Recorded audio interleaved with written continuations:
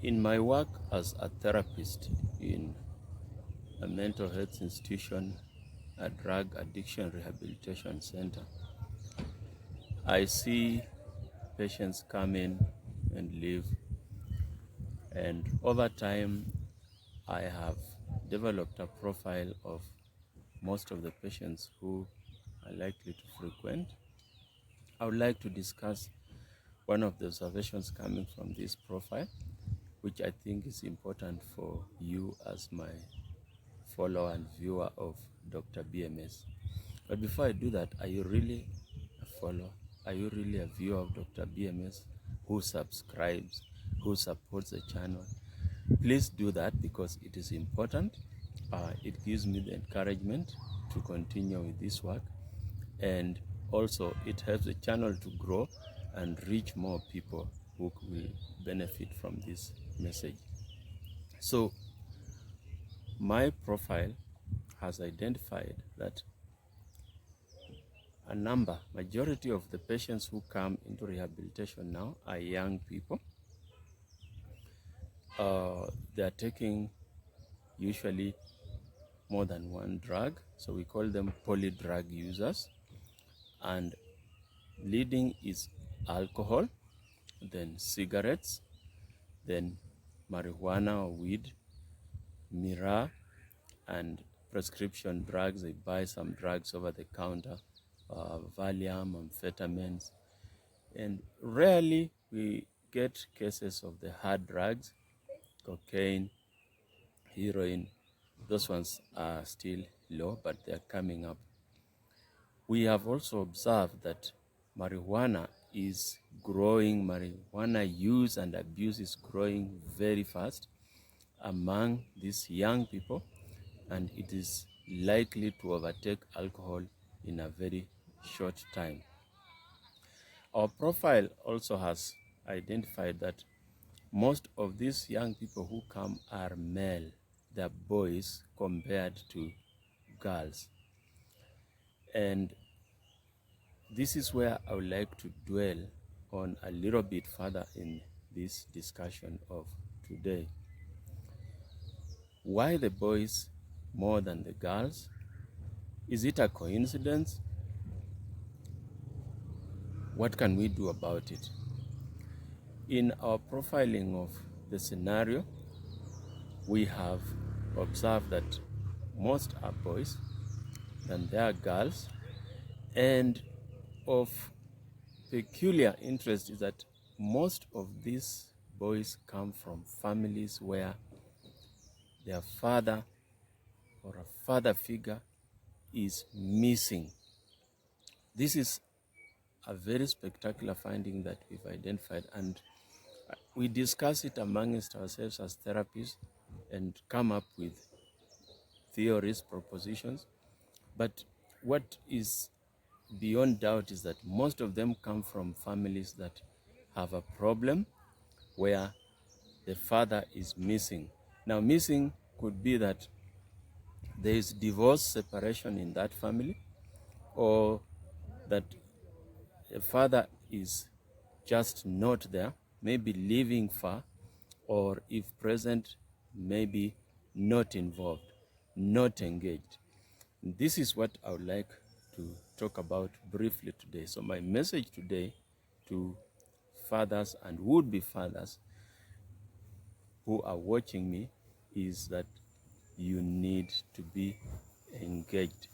You need to participate in your child's life if they are going to develop well. And this is particularly so for the boy child, because the boy child, while they may appear to be close to their mother sometimes, they always look up to their fathers for inspiration. Fathers are natural role models of boys, as mothers are natural role models of girls. When a boy thinks about what they would like to do to be when they grow up, they look at their father, what their father does, what their father talks about, what their father is interested in. They look at their uncles, They look at their grandfathers, they look at their male cousins more than they look at the female side of their relationship. And so if you as a father, you are not involved, you are not present, you leave a vacuum which other people will exploit. So your son, your young male relative will go out looking for this male role modeling out there in your absence, and some of the males they found there tell them the wrong things, they show them the wrong things, including abusing of drugs and other social ills, because they may associate that with heroism when they drink and party and appear manly and full of vigor and energy, but eventually it sinks into addiction and causes a problem. So why do these males, the fathers, the uncles, sometimes miss in action? Some of the reasons are a bit bearing on the natural disposition of a male. We are created to be providers, protectors, and some of us get lost in that, so that we feel that if I have provided for my family, they have a good house, they could live good quality of life, then I've done my work. What else am I supposed to do? I might as well just take a break. But Dr. BMS is telling you, no, you don't need to take a break at that point.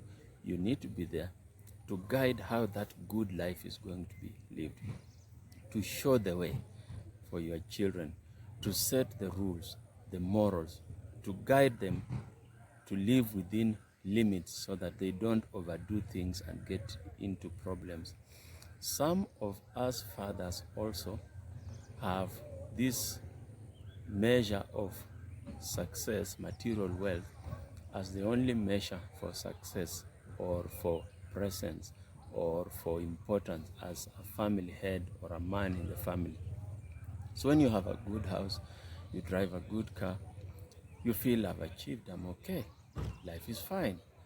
But in reality, that is just part of the story, because if you have children who are not well guided, well mentored, and maybe they are going into antisocial behavior, abusing drugs, getting addicted, losing track of their career development, really you can't say you've succeeded as a father, even when you have the other material things.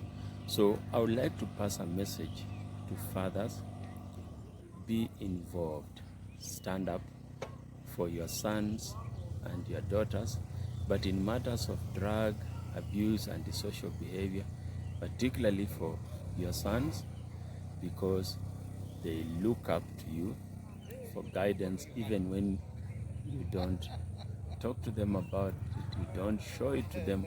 They watch, they see, they imitate, they aspire to be like you are, and if you do not show them, they look for other male figures, some who may misguide them.